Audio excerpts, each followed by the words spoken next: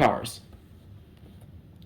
Cars are the most common form of transportation to this date, and it makes sense. I mean, you see them everywhere for a reason. They're just an easier way to get around.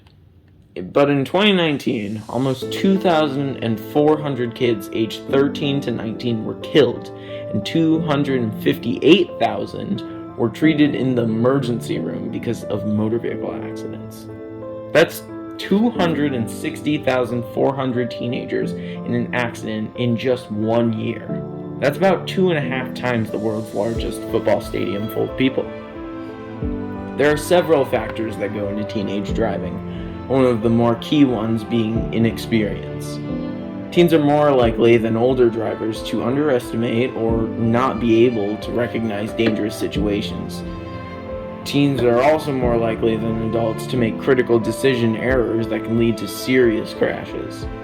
A NOPIS study from 2016 to 2019 shows that seat belt use in the front seat among teens and young adults ages 16 to 24 years of age was approximately 87% each year, whereas seatbelt use among adults 25 years of age or older in the front seat was about 90% or higher for each year during the same period of time. That's a full 13% of teenagers who didn't ever use seatbelts. In 2019, 43.1% of U.S. high school students didn't even wear a seatbelt when they were riding with a friend. Almost half of children ages 13 to 19 who died from car accidents in 2019 were unrestrained too. But what about speeding? You would think that speeding wouldn't be that high of a percentage, considering the majority of the time a teenager drives, it's probably going to be to go to school, right? Well, in just 2019, 31% of male drivers aged 15 to 20 and 17% of female drivers aged 15 to 20 were involved in fatal crashes while speeding. Well, what about drinking and driving? Surely teenagers wouldn't be able to get a hold of alcohol that easily, right? Right?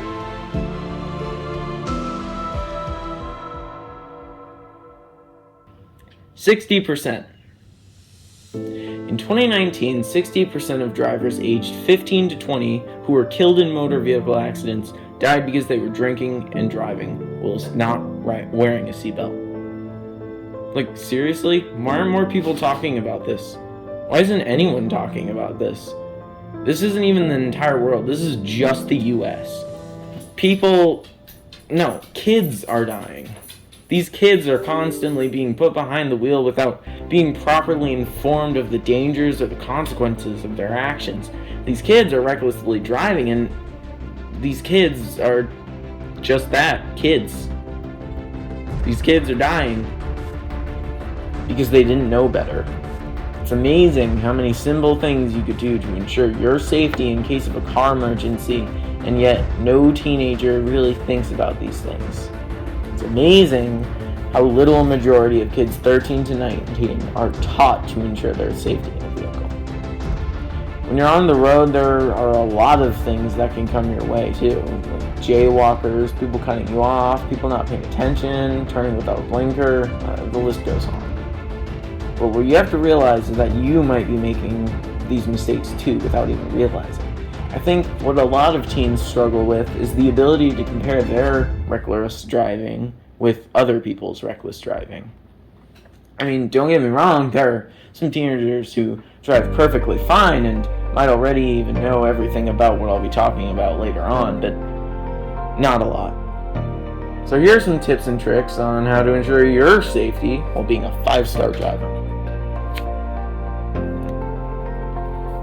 Number 1. Peace of mind. While driving, it's important to be able to keep calm in any situation. The last thing you want when driving is crashing because you're so irritated by everything going on around you that you can't focus on anything you're doing. First off, and you probably saw this coming, but take deep breaths. They seriously do help when it comes to anything stressful. Trust me. Just try to recenter your focus by deep breathing. Second off, adjust your position. Simply adjusting your position in the car and keeping your body loose can help limit stress. If you find yourself gripping the steering wheel too tightly, loosen your hands and fingers. If you're hunched over the wheel, try leaning back or adjust the car seat to make yourself more comfortable. Move your shoulders up and down and keep your jaw unclenched. When you are stopped at a red light, stretch your arms and try to relieve as much possible muscle tension. Number 3, if you're still stressed or feel like you can't focus, pull over. It's better to just stop driving than keep pushing yourself if you're stressed. Number 2, minor things help too. The self-explanatory things may be simple, but they are so much more important than you may realize. First off, think about slowing down. Since a lot of teenagers succumb to speeding, it's safe to say that it's not exactly a good idea in any given situation. Second off, avoid distractions. Distracted driving claimed 2,841 lives in 2018 alone. Keep your eyes on the road. That means no texting, fiddling with the radio, and definitely don't turn around to talk while your friends are driving. Third off, do not tailgate. Remember, if the car in front of you slams on their brakes and you rear-end them, it could mean a lawsuit for you, a ticket, and an expensive bill from your insurer. Fourth is an emergency car kit. And yes, that sounds a little silly, but seriously, keeping an emergency kit for your car is a good idea in any situation. Whether it's medical supplies and a first aid kit, an emergency roadside kit, a can of Flex Seal, or a box of air fresheners for when your special someone wants to hitch a ride. Anything that could help in an emergency situation is beneficial. Thanks for watching! Make sure you check out my other video on car safety for even more tips and tricks to avoid accidents. Links to the websites I used for this video will be in the description below. I hope I informed you well. Till next time!